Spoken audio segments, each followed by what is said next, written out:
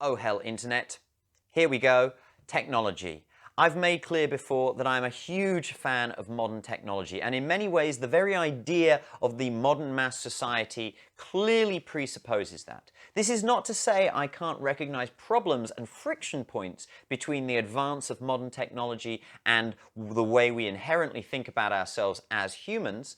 And I don't always take the hardest materialist line in these situations. I don't think it is always humans that must adapt themselves to alter in fitting with the data. But often it is. The data is very much an important part of the way the modern mass society is built. Data uncovers patterns, and as much as you may argue about an entity's use of your data, you must concede that it is only because of data's demonstrated effectiveness that this is even an issue. Data is a form of information, and bizarrely, information is directly connected to the entropy of the universe and therefore its energy budget. By forming waves of data in the universal substratum, we are changing it. I am not proposing we can calculate this. But one feature of the modern mass society is the rapidly ballooning energy budget of humanity. We are now at about 0.75 on the Kardashev scale. And how we use that energy budget is now being revolutionized by technology. Again. This is not the continuation of the Industrial Revolution. These are its progeny, the Information Revolution and the Automation Revolution. And the old way of thinking, the zero-sum tribal way, is simply not equipped to deal with them. Researchers in the field tend to agree humanity will develop AGI, that is, artificial intelligence that can think and reason in the same way that we can. It's not a matter of if, but when. Sometime in the future, probably within 1 century. This means that within my lifetime, or certainly 2 lifetimes, biological humans will be utterly obsolete for any kind of productive work that might develop the edifice of civilization. If you scoff at those who are unproductive today, you scoff at your own future, or your children's future. This is why we should be thinking much more carefully about how we train and use our AI systems today. Because as Ben Goertzel, who is a leading researcher in the field, has said, we are currently training our AIs to understand the human psyche in order to manipulate it and control it with the algorithms we are currently developing. But aside from the careless development idea, there's also the genuine effects that the modern mass society has on the new citizens who are growing up within it. I am not a true netizen. I grew up when there was no internet. It was probably around 20 years old that I had consistent internet access for the first time at home. I have remarked that I have never once been bored since that time, although I think that may have been a little cavalier, and certainly there are aspects of this that I regret also. But the children of the modern mass society have grown up with information and stimulation on instant access and in virtually unlimited supply. This has affected the systems that their brains are optimizing for. And that is modernity. Pandora's box is open. We cannot complain about how this affects our children if we use it to shape our world.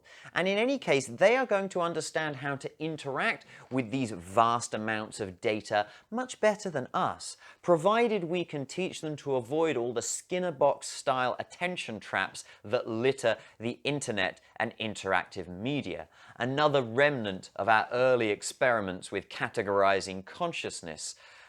I'm just cherry-picking a few examples here of the way the modern mass society affects the nature of the humans who grow up in it, and why the rate of change is becoming so extreme that falling behind is incredibly easy to do, but actually is impactful on your understanding. And I'm sorry, because here this is kind of elitist, because what I'm essentially saying is that being uninformed on certain subjects can make your social and political decisions objectively unwise if you consider the whole context of the modern mass society. Now, This is obviously a very sweeping statement, and it's not one that I can entirely justify, but there is a hypocrisy here that serves in my defense. Everyone always whines on about how kids are the future, and they want their kids to go to the best schools, and education, education, education, for most of the world at any rate.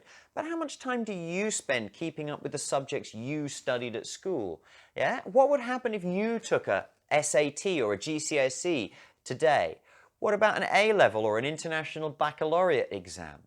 Education is a lifelong process, and never more so than in the modern mass society.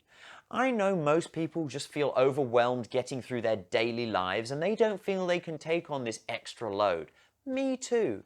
I am a failing grade at a whole bunch of things. That is exactly why some move towards democratic, market-friendly socialism is necessary to make a more educated population possible. I consider this point to be uncontroversial, and if you accept it, it's a premise for a further conclusion. If a government is not maintaining a strong welfare state, then it does not want its population to become better educated. The technological revolutions have made this clearer than ever, and technology can be applied to take us in any direction. And this is my final point for this section. All the talk about people complaining what science claims to know and complaining about how science is telling them what to do. The problem they have is, and always has been, a political problem. This will be true of anti-vaxxers, it will be true of people and their gender identity, to choose two partisan examples. Scientists, as people, certainly can have their own political biases and personal agendas, but the idea of science, which is absolutely a part of the modern mass society, is entirely focused on the collection and application of data, and actual science has stopped long before any moral judgments are made.